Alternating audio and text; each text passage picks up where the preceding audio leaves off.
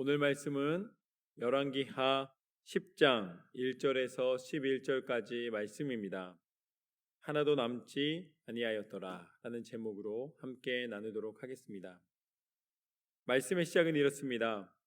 아합의 아들 70명이 사마리아에 있는지라 예후가 편지들을 써서 사마리아에 보내서 이스라엘 귀족들 곧 장로들과 아합의 여러 아들을 교육하는 자들에게 전하니 일러스되 너희 주의 아들들이 너희와 함께 있고 또 병거와 말과 견고한 성과 무기가 너희에게 있으니 이 편지가 너희에게 이르거든 너희 주의 아들들 중에서 가장 어질고 정직한 자를 택하여 그의 아버지의 왕좌를 두고 너희 주의 집을 위하여 싸우라 하였더라.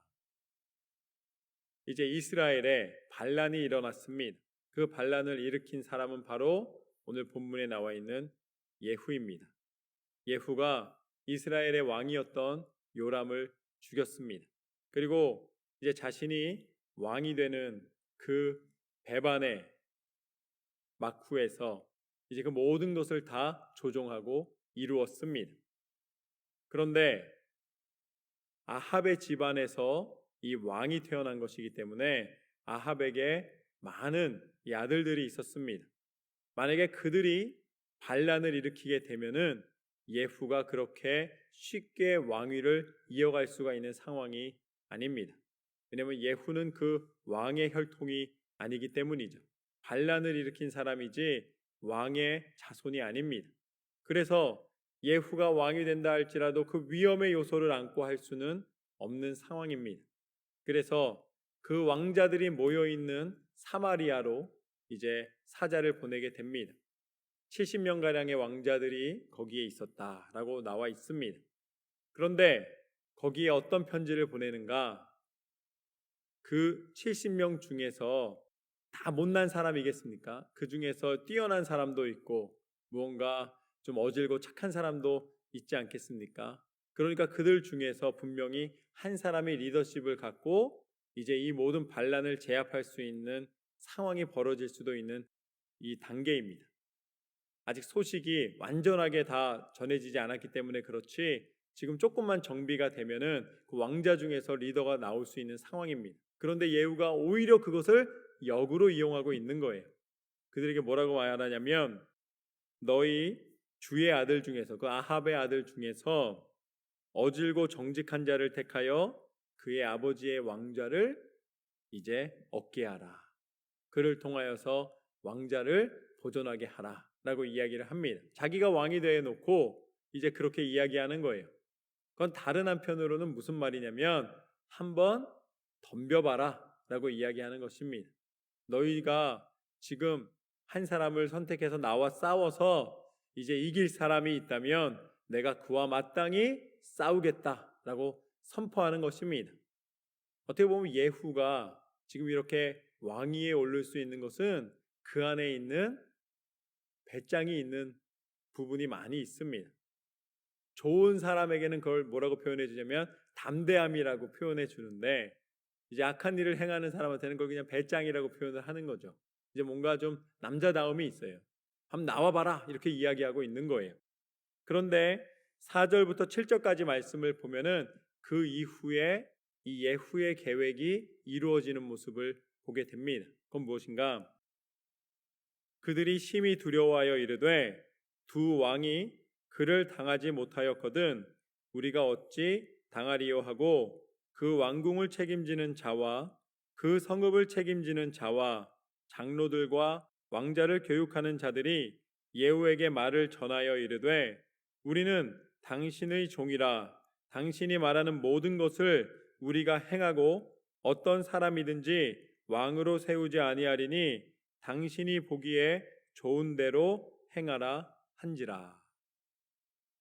예후가 이스라엘의 왕이었던 요람을 죽였습니다. 그럼 자신의 목적은 다 끝난 거예요. 그런데 예후가 그 이후에 또 누구를 죽입니까? 유다의 왕이었던 아하시아도 방문해 있던 아하시아까지 다 죽이는 거예요. 이것은 외교적인 것도 다 무시하고 그 사람이 가지고 있는 포악한 성품을 드러내는 것입니다. 그 예후가 보낸 편지를 보니까 너희들이 덤비려면 덤벼봐라 이렇게 보낸 편지를 딱 받았을 때 귀족들이 무서웠다, 두려웠다, 떨었다라고 나와 있는 거예요. 그런데 그 귀족들이 사실상으로는 그들이 교육하고 그들이 함께했던 사람은 70명의 왕자들입니다. 70명 중에 한 명이라도 일어서서 내가 이 나라를 지키겠다 그러면 충분한 명분을 가질 수 있는 상황이었어요. 거기에다가 예후는 배반자였기 때문에 자신의 주군을 죽인 배반자이기 때문에 얼마든지 예후를 정치적으로 명분을 갖고 공격할 수 있는 상황입니다. 그런데 그들의 두려움이 70명의 왕자를 보게 한 게 아니라 한 명의 예후를 보게 만드는 것입니다. 그들 두려움이 임하면 상황을 파악하기가 쉽지가 않은 거예요. 그러니까 어떻게 합니까? 예후의 말에 두려워서 오히려 답을 보냅니다. 당신이 원하는 게 무엇이냐? 이렇게 답을 보내는 거예요. 그 일을 딱 받았으면 원래는 어떻게 해야 돼요? 왕자들에게 가서 빨리 알려줘야죠. 그런데 오히려 예후에게 물어보고 있는 모습을 보게 됩니다. 그 다음에 어떤 일이 벌어지는가? 6절부터 보면 예후가 다시 그들에게 편지를 붙이니 일러스되 만일 너희가 내 편이 되어 내 말을 너희가 들으려거든 너희 주의 아들 된 사람들의 머리를 가지고 내일 이맘때에 이스라엘에 이르러 내게 나아오라 하였더라. 왕자 70명이 그 성읍의 귀족들 곧 그들을 양육하는 자들과 함께 있는 중에 편지가 그들에게 이름에 그들이 왕자 70명을 붙잡아 죽이고 그들이 머리를 광주리에 담아 이스라엘 예후에게로 보내니라. 여러분, 그 귀족들입니다. 교육하던 선생님들이에요. 그 왕자 70명을 보살피던 사람들입니다. 그런데 예후의 편지를 받자마자 어떻게 됩니까? 그들이 지금까지의 정과 지금까지의 가르치던 모든 이 멘토로서의 선생으로서의 모든 명분을 다 저버리고 자기만 살겠다고 왕자 70명을 죽이고 있는 모습을 보게 됩니다. 여러분, 그래도 그 긴 시간 동안 선생님으로 따랐는데 그 선생님이 갑자기 죽인 거예요. 같이 하였던 귀족들이고 다 신분이 있는 사람들인데 거기에서 다른 변명이나 어떤 이유도 없이 그냥 바로 죽임을 당하게 되는 모습을 보게 됩니다. 이게 말씀에서는 한 절밖에 안 되지만 평범한 상황이 아닌 거예요. 그들이 마음 가운데 자신의 욕심과 자신의 이 두려움과 자신의 생명을 보존하고자 하는 마음 외에는 그 어떤 것도 없는 모습을 보게 됩니다. 진실성이라곤 하나도 없는 상황이에요. 왜 이스라엘에 이렇게 요람이 죽고 모든 왕자들이 죽고 이런 어려움들이 닥치게 되었는가?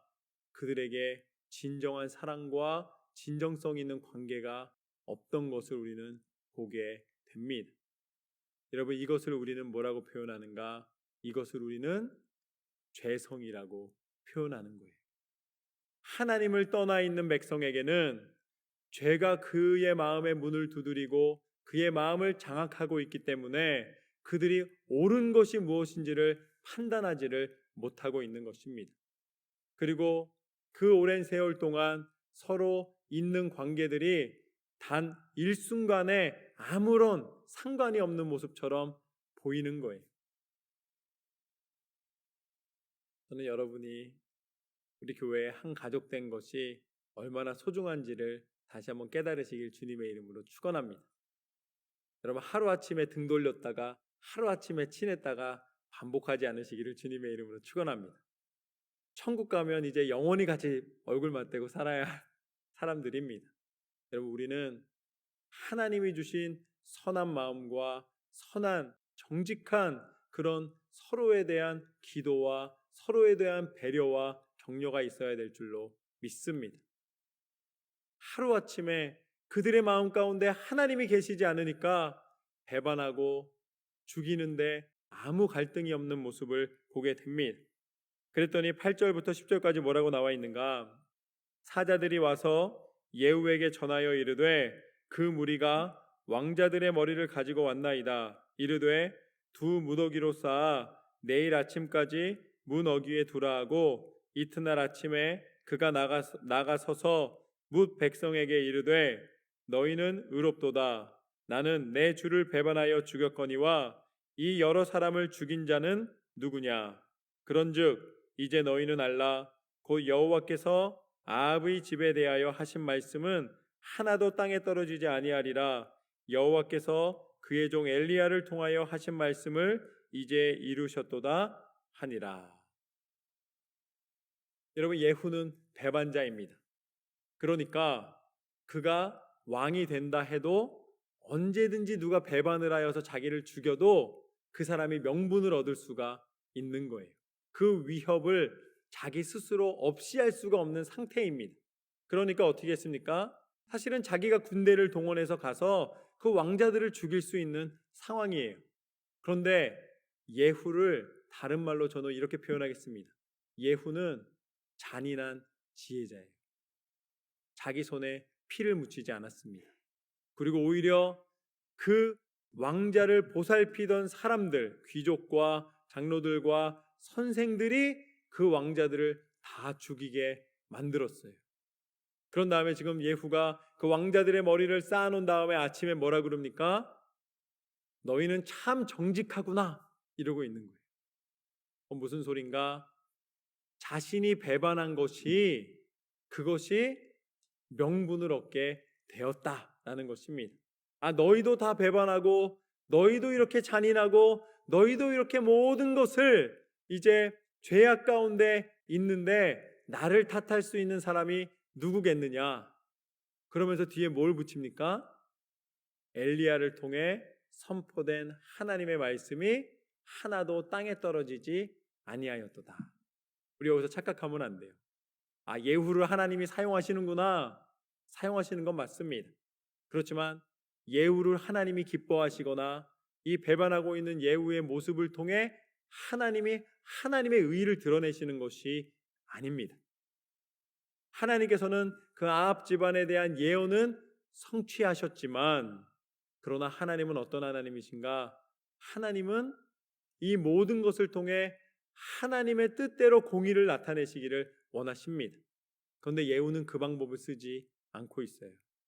예후는 자신이 손에 피를 묻히지 않으면서 그 정치적 상황으로 자신의 명분을 만들어내고 있는 모습을 보게 됩니다. 그때서야 비로소 이제 그 귀족들이나 선생들이 아마 깨달았을 거예요. 우리가 어리석은 일을 행했구나. 그런데 그때는 이미 때가 늦었습니다. 예후가 지은 죄가 있는데 그 예후가 지은 죄에 그들도 똑같이 동참하게 된 것입니다. 예후가 지금 뭐라 그럽니까? 너나 나나 이러고 있는 거예요. 그 다음에 11절 말씀을 보면 예후의 선택이 보입니다. 명분을 얻었습니다. 이제 자기는 더 이상 혼자만의 배반자가 아니에요. 이것은 지금 이 나라에 벌어지고 있는 일입니다. 그렇기 때문에 예후가 11절 말씀에 보면 예후가 아합의 집에 속한 이스라엘에 남아있는 자를 다 죽이고 또 그의 귀족들과 신뢰받는 자들과 제사장을 죽이되 그에게 속한 자를 하나도 생존자를 남기지 아니하였더라. 여러분, 예후는 잔인한 왕이 됩니다. 잔인한 폭군이 되는 거예요. 있는 사람 하나도 남기지 않고 다 제거한 다음에 자신의 권력을 만드는 모습을 보게 됩니다. 이것이 바로 무엇인가? 결국은 죄는 다른 사람의 죄를 통해 그 죄가 가려지는 것처럼 보이게 만드는 특성이 있습니다. 그래서 우리가 가장 큰 위로를 받을 때가 언제인지 아세요? 누군가가 선을 행할 때가 아닙니다. 누군가가 죄를 질 때예요. 누군가가 죄를 지면 위안을 받는 게 사람의 마음일 때가 많이 있어요. 그게 죄의 특징이에요. 그리고 자기 혼자 죄 짓고 싶어 하지 않습니다. 그래서 꼭 다른 사람을 끌어들여요.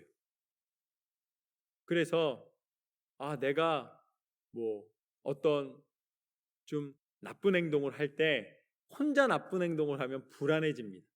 그럼 꼭 어떻게 해요? 다른 사람 한 명을 끌어들여서 같이 나쁜 짓을 하는 거예요. 그러면 정당하다고 생각을 합니다.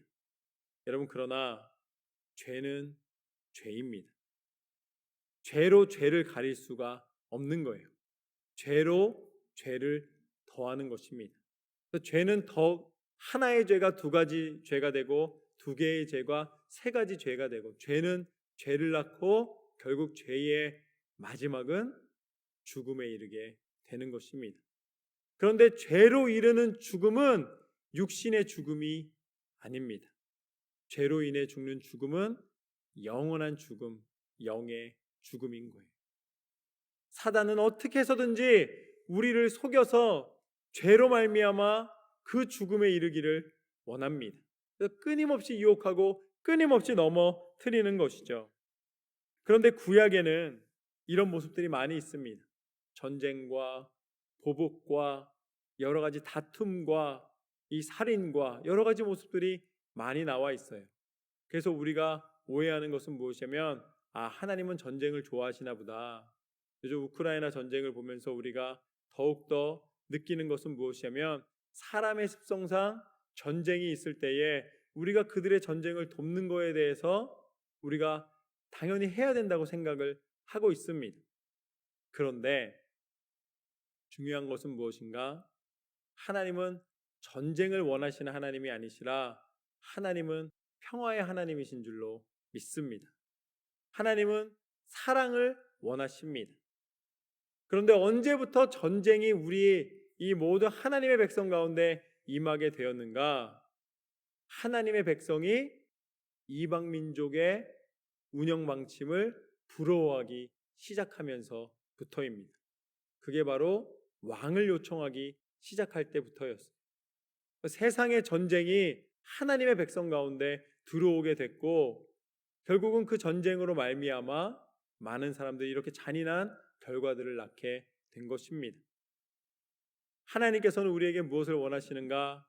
이 많은 전쟁의 모습들이 있지만 그 가운데 하나님은 우리의 연약함을 아셨고 우리가 더 이상 전쟁을 통해서 정복하는 것, 전쟁을 통해서 하나님을 드러내는 것, 전쟁을 통해서 승리하는 것이 아니라 궁극적으로 하나님이 우리 가운데 원하시는 것은 하나님이 우리 가운데 진정한 용서와 평화와 사랑을 나타내기를 원하십니다. 그래서 하나님이 친히 그 증거를 우리 가운데 허락해 주셨습니다. 그분이 누구신가? 그분이 바로 예수 그리스도이십니다. 예후는 자기의 왕권을 배반과 살인과 그 권력 투쟁을 통하여서 이루어냈지만 하나님은 그것이 정답이었다면 아마 예수님이 이 땅 가운데 오셔서 오늘 예후가 보여준 모습처럼 잔인한 모습으로 충분히 모든 것을 다 다스리시고 통치하실 수 있었을 것입니다. 그러나 하나님의 방법은 그것이 아니라는 것을 분명히 알려주셨습니다. 오히려 예수님은 권력자가 아니라 연약한 이들의 친구가 되어주셨고 또한 병든 자들에게 치료의 능력이 되어주셨고 하늘의 비밀을 알려주시는 가르침과 하나님의 영광의 선포의 통로가 되신 줄로 믿습니다. 그리고 마침내 하나님의 통치는 무엇을 통해 나타내셨는가? 십자가의 능력을 통해 이루신 줄로 믿습니다. 예수님이 십자가에 달리셔서 물과 피를 다 쏟으시기까지 순종하심으로 말미암아 이 땅 가운데 하나님의 용서와 하나님의 희생과 하나님의 은혜를 허락하여 주셨습니다. 그리고 죽음으로 끝나지 않으시고 이제는 다시 부활하시사 부활의 첫 열매가 되셔서 하나님의 통치는 하나님의 평화와 영원한 생명에 있음을 알려주셨습니다. 이것이 하나님의 섭리와 은혜인 줄로 믿습니다.